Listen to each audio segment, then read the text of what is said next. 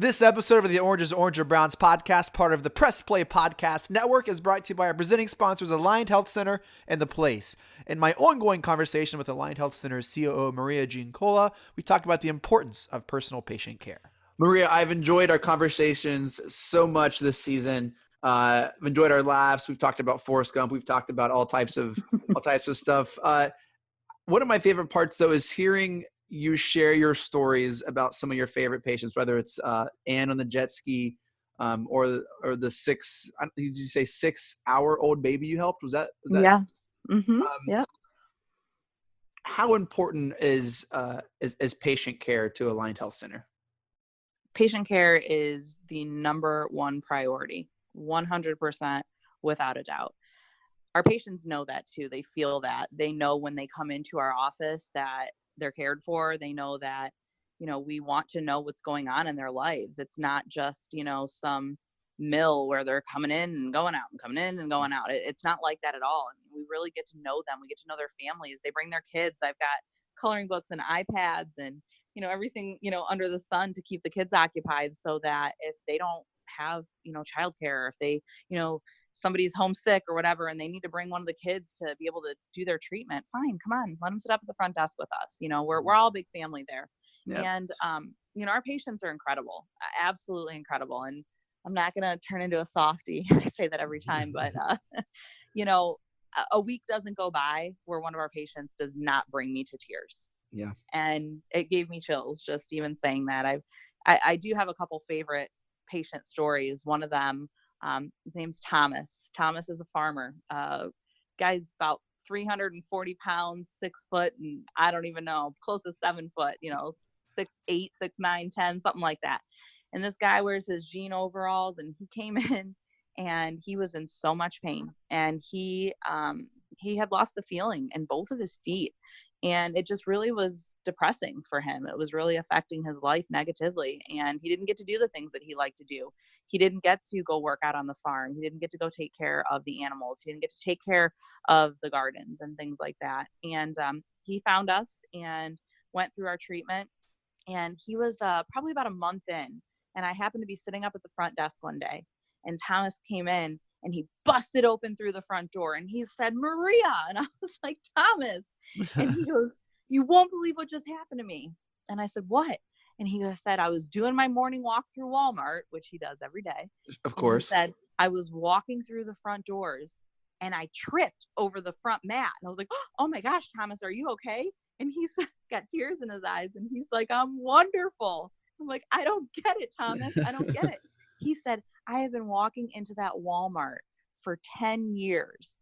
And do you know that when I walked in, there was a little fold in that mat and I tripped over it because I could feel it, because I had feeling in my feet again." Wow. And he just started crying and I just lost it. And that will forever be my favorite. I mean, that was early on when we had first opened too. And it was like, the grind and the hustle of starting a new business. And then when you get moments like that, it just makes everything worth it. Call Aligned Health Center today at 440-230-6865 or visit them online at alignedhealthcenters.com. This episode is also brought to you by The Place. The Place is the place for all of your hot tub, spa, fireplace, and outdoor grill needs. The Place has been in business for 52 years, all family owned and operated. They are a full-service fireplace and spa superstore. They have a 16,000 square foot showroom. It's super impressive with over 40 live burning fireplaces and 40 hot tubs and swim spas on display. Recently renovated. Looks fantastic. The Place has been voted North America's #1 service center. That's right, the #1 service center by Coast Spas 2 of the last 4 years. Visit The Place on 2377 Medina Road today. Look for the palm trees to transform your backyard into the backyard of your dreams. When you think of fireplaces, hot tubs, grills, and patios, think The Place. This episode is also brought to you by the Press Play Podcast Network. And this week, we are celebrating our 1-year anniversary, October 22nd, 2019. We launched this network, and none of it would be possible without our incredible roster of talent and hosts and our thousands of listeners and subscribers all over the world. Thank you so much for believing in us, for giving us your precious time, and allowing us to be a part of your life. I truly hope you laugh with us. I hope you enjoy getting to know us, and I hope you continue to listen and to tell your friends and family about what we have going on. You can follow us on Twitter at PressPlayPods. If you don't already, you can like our Facebook page at PressPlayPods. Visit our website, PressPlayPodcast.com. Subscribe to our newsletter, and I promise we won't flood your inbox. About 2 emails a month. That is it. Thank you, thank you, thank you. I can't wait for what this next year holds here at Press Play Podcasts. In this episode, Jeremy and I preview the Browns-Patriots 4:25 p.m. Sunday afternoon kickoff game in Foxborough, Massachusetts. We start with the House of Hoodies game preview and narrative. Could we see a repeat of the Eagles-Pats Super Bowl here? I think we could. I really think we could. We talk about playmakers, Freddie versus Belichick, Brady and Mayfield. We jump to keys to the game and talk about limiting our turnovers, running with Chub, and the importance of our defensive front. And then we make our bold, and I mean bold, predictions. I'm all fired up for this episode. I miss the Browns. I'm glad they're back. I hope you are too. Let's enjoy this game. Primetime on Sunday. Primetime Sunday afternoon game. We got the best in the biz here. Jim Donovan, take us away. 45-40, run, William, run! He's got blockers in front, 5, touchdown! Joshua Cribbs! Snap back, ball down, can't block! They blocked the kick! This is the Oranges, Orange or Browns podcast, part of the Press Play Podcast Network. I'm your host, Chase Smith, and with me, as always, Browns insider Jeremy Powell. Jeremy, how was your bye week, buddy? Oh, it was great, man. Got to watch a lot of football, have a lot of fun. But now it's back to reality, baby, because who do we got Sunday? The mighty New England Patriots. Missed talking Browns. Hope you enjoyed a little time off the air here. Hey, well, let's get things started with our House of Hoodies game preview, presented by our good friends at House of Hoodies. Jeremy, here's the deal, man. Sunday, 4:25 p.m., almost the primetime Sunday game. That's what the slot is, really, where you get the highest ratings. Yeah, exactly. In Foxborough with Nance and Romo, the premier callers of the game today. The last time they called a Browns game, Cleveland embarrassed themselves at home against the Titans opening weekend. Jay, do you know the line before we get to any more stats? I saw someone say the open. I'm gonna say 2 touchdowns. I think it was 10.5 to open. I'm gonna say like 13.5. It's up to. Your beloved Cleveland Browns are 12.5 point underdogs. 12.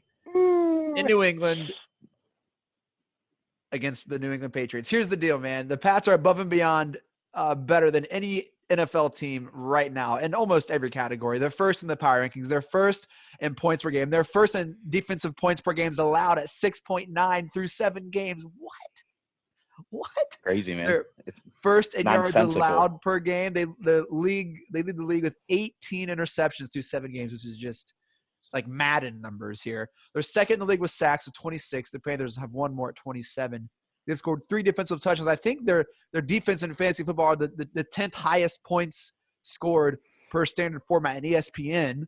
They're 7-0. The Browns, on the other hand, Jay, they're 2-4 coming off a bye week. Long time to get ready. The Patriots played Monday night, short week. What do we got here for the game, Jay? What do we think, man? I see you're grasping for straws there. You're looking for advantages everywhere. That's about it. That's it. What you hope for, I think we actually – I don't know if we talked about it on air or off the air, but we actually wanted the Patriots to stomp the Jets, right? We wanted the Patriots to go out there and stomp the Jets so they weren't coming, back home angry after maybe a loss or a tight game. So I'm kind of glad they're flying high. Like you said, they have a little bit shorter of a week. Bill Belichick made clear to his players. I don't know if you saw the cool post-game interview or the post-game speech where he celebrated the win for about 30 seconds and said, "Hey guys, the Browns are already practicing for us." They're already ahead of us. Yeah. Yeah. So I thought it was pretty interesting stuff there. Hey, you know what? They're all professionals. They're playing at an extremely high level right now, and everybody I see talk about it say the reason they're playing at such an extremely high level right now is because everybody does their role. It's 11 guys playing as one, everyone doing their role, no one trying to do too much, especially on defense, right? And that's, I heard a lot of talking heads talking about this week, and they all said the same thing. That's what every team strives for, but it's just so much harder said than done, and New England has mastered it. I don't know if you've seen some of these crazy stats coming out. In games against AFC teams in Foxborough that Julian Edelman and Tom Brady play, the Patriots are 47-0. In games where they win the turnover margin since 2001, they are 70-2. I mean, those are absolutely bananas numbers. But, especially the second one, you know what that says about them? They don't beat themselves, Yep. and they take advantage of your mistakes. And that's Yep. a sign of what? A well-coached, disciplined team. A team that takes advantage of your mistakes and doesn't make mistakes of their own. If you're going to beat the Patriots, if you have any chance of beating the Patriots, you have to play a clean game. Well, It's got to be a clean game. Thankfully, the Browns are super disciplined and have an experienced quarterback under center. Yeah, and very well coached. Jesus. So it doesn't look. But Chase, all that being said, they're still professionals. And like Bill Belichick said, the one thing about the Browns is they got a bunch of guys that can score from anywhere on the field. They got a bunch of guys can take it to the house at any time from anywhere with Chub and Jarvis and OBJ. Yeah. We have those guys. We have the ability to beat anybody on any given Sunday. Yes, it hasn't come together yet, but hey, wouldn't it be great if this is the weekend? I actually think, to be honest with you, I think there are some matchup things that I like. I mean, we have a good pass rush, and Tom Brady is obviously not going to get out of the pocket. Okay. So he's crafty in the pocket, but there are some stuff that we do well that matches up with what maybe the few little flaws they have. So that is a good thing. Before we get too hyped up about this game, there were some other stats I saw floating around on Twitter. There was a stat about the number of coaches NFL teams have. Did you see this floating around? Like per no, team, go ahead. The number of this is fascinating. The Pats had 10 coaches, right? Yes, the New England Patriots on their coaching staff have 10 coaches on staff. That's it, 10. Belichick said it's easier to keep everyone on the same page with fewer coaches. Do you know who leads the league in the most amount of coaches on their staff?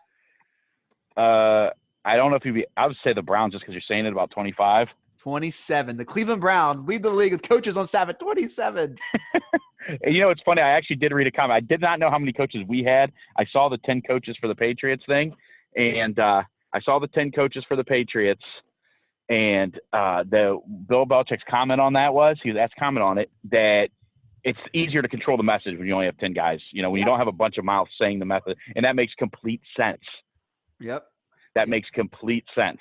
That, it's a smaller group, you get the telephone game, you get 25 guys trying to say the same thing. It doesn't always work. You got 10 guys trying to say the same thing, and they're all saying the same thing, and they're all on the same page. It works. So I understand that. I could see an argument for both a bigger staff and a smaller staff, but the 10 coach thing makes perfect sense. And that is incredible when you think about it. When you got, 53 guys plus 10 practice, you got 63 guys. And you got 10 coaches. That is something. I mean, heck, the Browns need to coach for their coaches to keep everyone on the same page. The quality control coach for the coaching room. My goodness. Right. But when I saw that they only had 10 coaches, that was a pretty amazing thing. So no one in the right minds is going to pick the Patriots to lose this game in Foxborough at home. They might pick Browns to cover the spread, but no one is ever going to pick the Browns to win this game. Now, Jeremy, it's not like the Browns don't have the capacity to play with the best teams in the NFL. Right. The Ravens went to Seattle and had a solid, super great win against the Seahawks, and we made them look silly in Baltimore. And so it's not like we can't play with the big dogs. Now, this is the biggest of the dogs. This is the meanest. This is hey, if you want to make a statement and say, hey, we're here, this is the team to do it against. Baker, he set the NFL record last year for touchdown passes. He led the Browns to a 7-8-1 record. So it's not like he can't play. It's not like there's no, and I hate this word, potential for this team to show up and make a splash. You know what I think this game could remind us of, Jay? I really believe we could see a very similar game to the Eagles-Pats Super Bowl.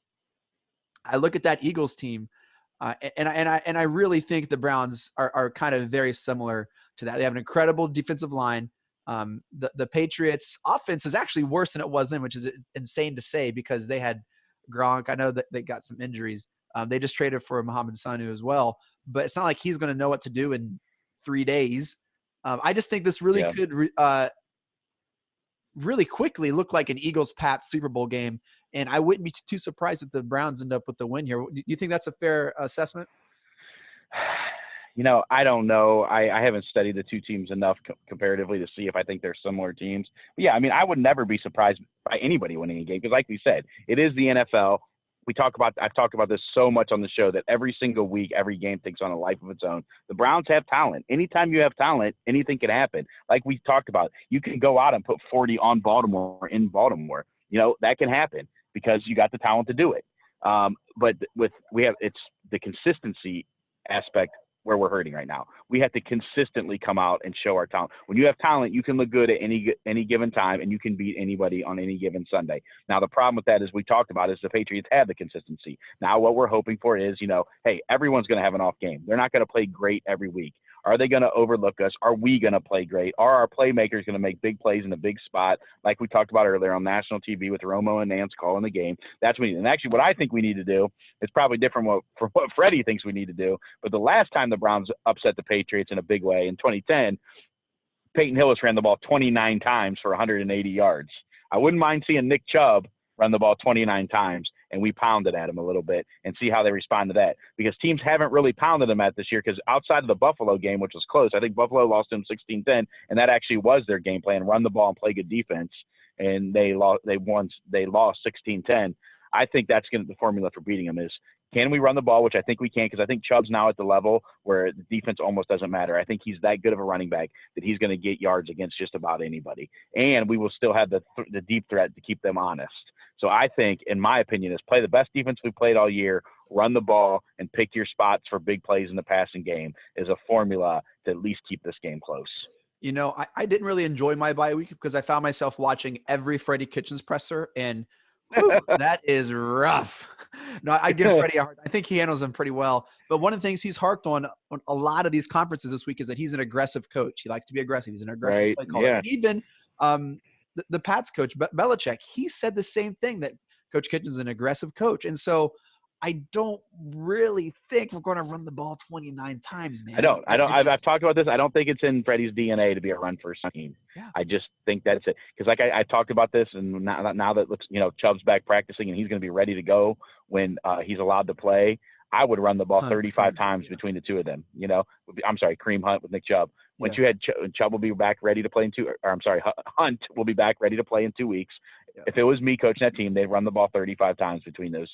And we base everything off but like we said, I don't think that's in Freddie's DNA. The same thing with the situational football aspect. Look, at the end of that Seattle game, we've been over it, but with 1:38 left, first down, in the red zone, I run the ball a couple times to make sure, no matter what, they either use their timeouts and don't have time, and we either get a field goal or a touchdown and go into the half, 23 or 27-12 instead of 28-18. And Freddie is still talking about that, which actually bothers me. He made a point to bring it up, after the Monday night game, after Dallas scored twice, 2 field goals. Because the Browns reporters are dumb. They don't know what they're talking about. Yeah, but why would he would have scored twice? He would have been applauded. Just like if he would have not have got those. I disagree, though. Listen, I think it's situational football, Chase. This is where I disagree. I think the likelihood of them running down the clock and scoring once and not letting Seattle get the ball back and going in 23 or 27-12 is more important than the minute chance that they score, hold them to a 3-and-out, get the ball back with 30 seconds or less, and then score again. I think your likelihood of succeeding at scoring once and keeping them off the field is more likely to have to work, than what they tried, and look what happened. I disagree. The Browns moved the ball at will against the Seahawks. So it's not a matter of talking a minute 38, man. It's not much. You're talking a minute 38. It's not about our offense. It's about using our offense to help our defense. They were moving the ball at that point as well. Yeah. You have Russell Wilson, the best, quarterback. The game plans in the NFL are all encompassing. You use your offense to help your defense. At times, you have to, even if you could throw at will, sometimes you have to run the ball a little bit to help your defense. You have Russell Wilson, the best improvisational quarterback in the NFL, with a 2-minute drill against your defense that he's been moving the ball on. See, if it's me, I take my chances with running down the clock, scoring once at the end of the half, leaving Russell with no time left on the clock. Yeah. That's my opinion. Look, I love his aggressiveness. I love him going for it on 4th and 10 and getting it right. Like, if that would have not worked, that's points on the board. I would, you know what I mean? It's sure. This or that. I don't have a problem with the, but see, this is where I want to explain this a little better, Chase. I don't have a problem with the aggressiveness. I love the aggressive. It's the situational football aspect of it that I have the issue with. Not the going for it on 4th and 10, not the, pedal to the metal type stuff. It's just the fact that I think it's a situational issue, and I think he's wrong on this. And that's why I sort of think he's defensive about it and keeps bringing it up. He just wants you to see how smart he is on this, and we just disagree. That's all. I don't hate Freddie. I don't have a big issue with Freddie yet. I'm still willing to give Freddie a shot. I know he's taking some shrapnel all over the place now, but I still want to give Freddie a fair shot. He really is. I like him more and more. And honestly, I gave him a hard time about the press conferences. Sure. I like him more and more the more I watch him. I really do. And maybe that's a flaw of mine, but I love his aggressiveness. And I think doing that puts faith in his defense. He said he believed they were going to stop them. And he's telling his offense, hey guys, we're going to score twice. How pumped do you think they would be? We got people that need the ball. That would get me pumped. That would get the defense like, oh, he's believing in us, guys. Come on, let's go. And I don't know. I don't mind Chubb not getting all the carries. I think if I want to see Chubb run for the Browns for the next 12 years, I'm fine with him getting 16 to 18, 19 carries a game. That's fine with me. Average 5 yards a run, great. Do that for 12 years, and I'm not going to cry about it. I'd rather that happen than run him for 3 to 4 years, and then all of a sudden he loses his legs. But I don't know. I think Freddie Kitchens is an incredible coach for this type of NFL. For where we're at, I think a couple years ago, even it maybe would have been too soon. But that's why I think going into New England, it's going to be a bunch of offense. And I know the Pats have this great defense. But like you said, I just, to bring it back full circle, I don't see him running the ball 29 times. I think we're going to see a very similar game plan that we've seen in the other games. I think he's going to look for the passing game to set up the running game. I think we're going to see screens that probably won't work. I think we're going to see a couple of trick plays that might work. I think we're going to see Odell and Jarvis probably attempt a pass in this game. I think we're going to do all that we can to give this New England team, who honestly, Jay, hasn't beat anybody good. Right? There is not a Baltimore win team on their schedule. Like, they don't have a win like that. They beat Pittsburgh week 1 with Roethlisberger, and they smoked them. Dude, we know how you feel about Ben Roethlisberger. We all know. But, I mean, so to say they beat – and it's true, they've beaten the Jets twice, once without, any of their players playing in it. Of course, right, that's what I'm saying. They beat the Bills, who are 5-1. Beat the Dolphins. But, the Bills are still the Bills. They beat the Dolphins. So, yeah, I mean, they haven't beat anybody great. And that probably – and they have beaten a couple historically bad offenses. I mean, look, without Sam Darnold the first time and the Dolphins, those are historically bad offenses. They're just bad offenses. I know the stats are pointing to this legendarily epic defense, but God, I would hope if you're the Super Bowl champs and your defense got better, that you would hold these teams who don't want to score to 3 points, 0 points. They didn't allow a touchdown for the first 3 weeks or whatever. So all I'm saying is, I don't think it's as insane as everyone thinks it is to have say the Browns do a competitive game, to put up 25, 30 points against this team. Now, honestly, if they put up 25, 30 points, that'll be a win, buddy. 25, 30 points. I don't think it guarantees a win. I think anytime you have Tom Brady, I think they have an incredible rushing that's game. True. I think they have receivers that catch the ball. Philip Dorsett's having a great year. They have Edelman, of course. Sanu, I think. Josh Gordon, who I'm not sure. I'm not sure if Josh Gordon's playing or not. Yeah, I don't think he's going to play. Their backfield, it doesn't really matter. I think Rex Burkhead's out possibly, but it doesn't really matter. I mean, Sony Michel, James White, Brandon Bolden, they'll use them all. How they use them. You know how they do it. Everybody knows the stable of running backs. I just think their defense is far superior to their offense at this point. I think they have a far superior defense than they do offense. I think this will be the most competitive game the Patriots have played. I don't count the Bills. I know it was a close game. That's a conference game, a divisional game. I'm sorry. That was in Buffalo as well. I think the Bills are playing inspired. And so I think this would be like the most competitive game the Pats have played. I think the Browns have played competitive teams before. I'm looking at Baltimore. I'm looking at Seattle, even the Rams.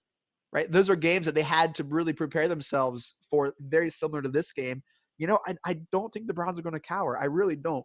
I'm expecting this game to be very similar to the Super Bowl. I think it's going to be close. I think it's going to come down to the fourth quarter. And, Jay, I don't want to get to bowl predictions yet, but we're going to see some fourth quarter Baker magic, baby. I don't know. Let's jump to some narratives. What narratives do you see coming from this game, dude? Well, I mean, it's going to be fun. It's going to be interesting. I mean, you saw the Odell Beckham Jr. comments today about he always wanted to play for the Patriots. So I think that's going to be right off the bat. You see, how does Odell do against the Patriots? Did you see the comment? This is pretty cool that Odell said in his press conference today that Bill Belichick always makes a point to come up to him when they play them and say, hey, I hope you have fun today, but there's not going to be anything out there for you. Yeah. Like say that, I thought that was pretty cool. I think that's a cool little thing you don't hear about often about, opposing coaches talking to players. So I think Odell Beckham, can he get off against the best as of right now? I know they haven't played a bunch of great throwing teams, but the best secondary in the league. Can he get off on them? Can Nick Chubb, if Nick Chubb has a big game, look, Nick Chubb is kind of the big star that's still, I don't want to say underrated, but he's under the radar, right? Yeah, totally. I'm going to say under the radar. We'll say instead of underrated, we'll say under the radar. He is the under the radar player. His numbers are just as good as Christian McCaffrey's and guys are talking about as MVP candidates. So this would be a big time stage, the biggest stage. You're in Foxborough. You got Romo and Nance. This would be a chance for him to step up and step out and show that he is the premier running back in the NFL. He doesn't care that, obviously. Nick Chubb cares zero about that. Oh my God. But, hey, the fans, we love that kind of stuff, right? So I'd love to see that. And can the Browns defense get a hold of Tom Brady a few times? Can they put him on his back? I think they can. I know Tom, even though he's old, even though he can't run, he still is crafty in the pocket. The guy moves around the pocket as good as anybody still, even at his age. So can the Browns front, the much ballyhooed front, Bill Belichick was effusive in his praise of Myles Garrett about how you can't really block the guy. Can he have a big game? Can that front get after Tom Brady enough to force him into a couple mistakes? Jeremy, I want to read you their schedule because I think one narrative from this game is going to be playmakers. And I want you to tell me in the first 8 games, the top 3 playmakers that the Patriots have faced. All right. I'm going to include the Browns I'm not going to include the Browns. I'm sorry. Of the first 7 weeks, I want you to name 3 playmakers that they face. All right. Week 1, okay. Steelers. Week 2, Dolphins. Week 3, Jets. Week 4, Bills. Week 5, Redskins. Week 6, Giants. Week 7, Jets. Name me 3 playmakers that they've played. They did not play against Saquon Barkley. They played Juju Smith-Schuster. 1. Kenyon Drake. I'm not counting Kenyon Drake.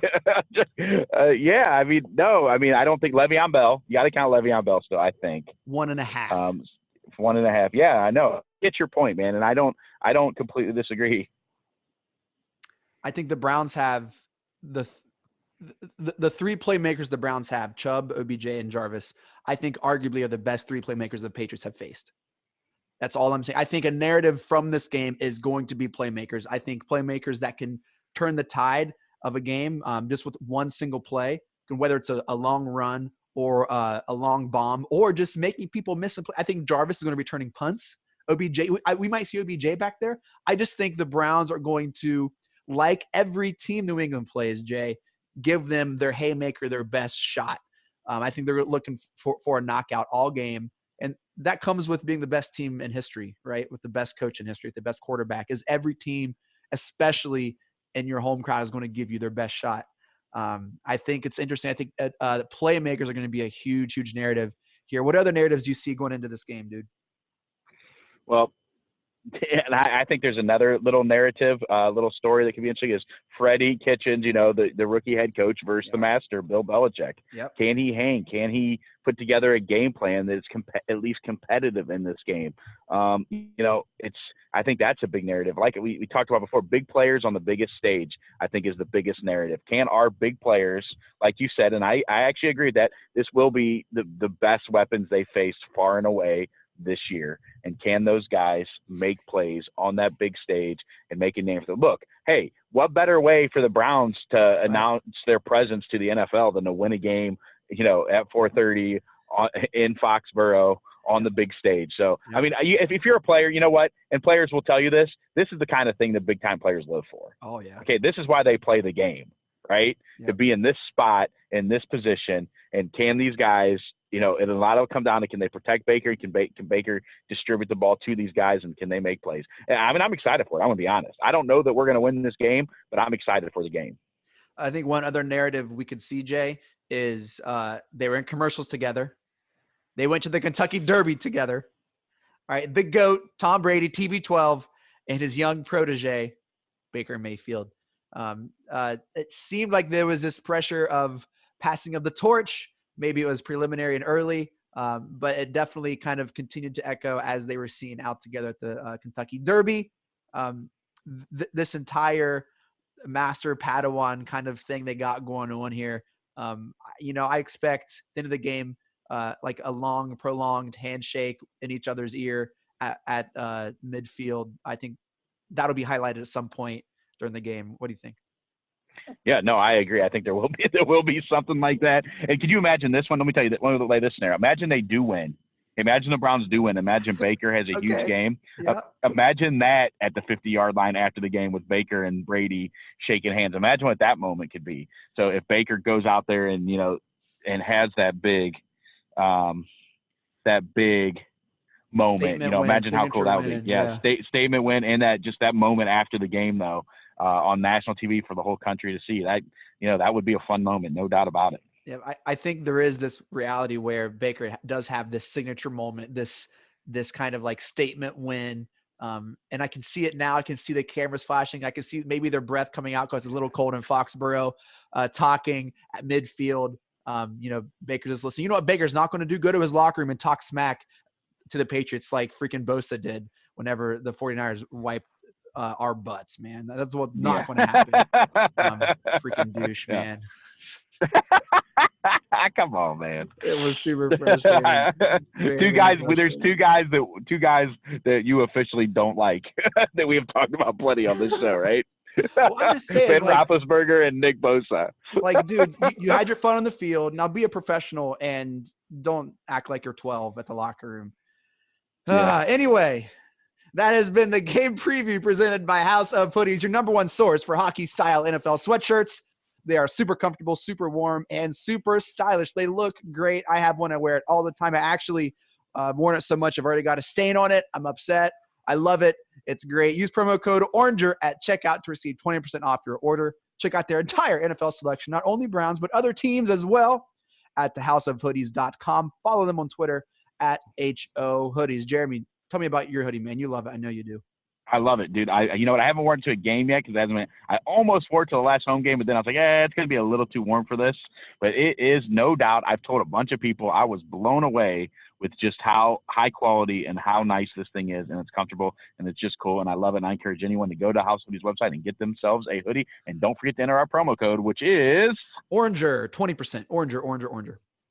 There we go. Let's jump to the keys to the game. Jeremy, if the Browns would come away from Foxborough with a win against the 7-0 New England Patriots, what do we need to do? Talk to me, baby. Well, I think we need to, we talked about this a little bit already, obviously. I think we need to limit our mistakes in a major way. Like we said, we can't turn the ball over. If they win the turnover battle, it's almost impossible to beat them. It's almost statistically impossible to beat them. We have to limit our mistakes, yet still play loose and make big plays. I think we have to run the ball to set up the pass. Freddie may disagree, but that's just my opinion. I think we need to be able to run the ball. And like I said earlier, I think on defense, our front needs to play big and control the game and make as much as you can possibly do it. Make Tom Brady skittish, get to Tom Brady, make him think about guys coming, and get him on the ground a few times and force him to make a couple mistakes. I think if the Browns can get 2 turnovers, which is a tall task versus New England, I think if they can get 2 turnovers, though, it makes this a much more plausible win. I think we had the propensity to do that. I think Myles Garrett, the way he comes around the corner looking for that ball, I think it's might be a safe bet to say he could get a strip sack against Tom Brady. A little older guy, not as mobile as Russell. I think the Browns have a little better success getting to quarterbacks like that. I think we could tee off on him like we did against the Jets. And I think you're exactly right. Limiting our mistakes and taking advantage, capitalizing on those turnovers on a short field like these great teams do. I think you're exactly right on that. Running the ball, we talked about that a little bit earlier. Totally controlling time of possession. Winning the field battle. I know Belichick praised our special teams unit, which has been vastly improved. You called that last year, getting the guy from Minnesota.